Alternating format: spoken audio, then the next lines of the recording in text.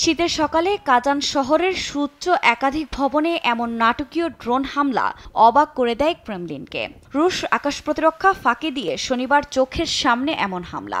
সীমান্ত ছেড়ে 1000 কিলোমিটার দূরের রাশিয়ার এ শহরে অত্যাধুনিক ড্রোন হামলায় একদিকে যেমন ক্ষোভে ফুঁসছেন প্রেসিডেন্ট পুতিন, অন্যদিকে দেশের নিরাপত্তা নিয়েও ভাবাচ্ছে তাকে। এসব ঘটনায় বরাবরের মতো পশ্চিমাদেরই দুষলেন রুশ প্রেসিডেন্ট। রোববার স্থানীয় নেতাদের সঙ্গে ভার্চুয়ালি বৈঠকে শত্রুদের কিছুটা কৌশলে দেখে নেয়ার হুমকি দেন।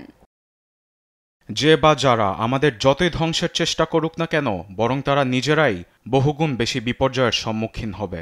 আমাদের ভূখণ্ডে যেভাবে হামলা চালানো হচ্ছে, একটা সময় অনুশোচনা করতে হবে।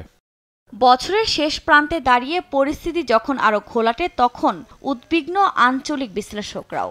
এ প্রসঙ্গে রোববার প্রতিবেদন সামনে এনেছে রুশ সংবাদ মাধ্যম আরটি। ওয়াশিংটন ভিত্তিক থিঙ্ক ট্যাঙ্কারের বিশ্লেষক ড্যানিয়েল ডেভিসের মতে, রুশ ভূখণ্ডে 9/11 স্টাইলে হামলা চালিয়ে প্রেসিডেন্ট জেলেনস্কি নিজের কবর খুঁড়েছেন। আর কাজানে ড্রোন হামলাকে যুক্তরাষ্ট্রের বিরুদ্ধে 9/11-এর সন্ত্রাসী হামলার সঙ্গে তুলনা করেন। এভাবে রাশিয়াকে শান্তির আলোচনার টেবিলে আনার সম্ভব নয় উল্লেখ করে কিয়েভের এমন ধারণাকে কল্পকাহিনী মনে করেন তিনি। বিপরীতে আসছে বছরে আরও আগ্রাসী হয়ে উঠতে পারে রাশিয়া। এদিকে রুশ ভূখণ্ডে হামলা চালিয়ে মস্কোর দৃষ্টি ইউক্রেন থেকে সরানোর চেষ্টায়ও ব্যর্থ হয়েছে জেলেনস্কি। দেখা গেছে মাত্র কয়েক সপ্তাহের ব্যবধানে ইউক্রেন আরও কয়েকটি গ্রামের নিয়ন্ত্রণ হারিয়েছে।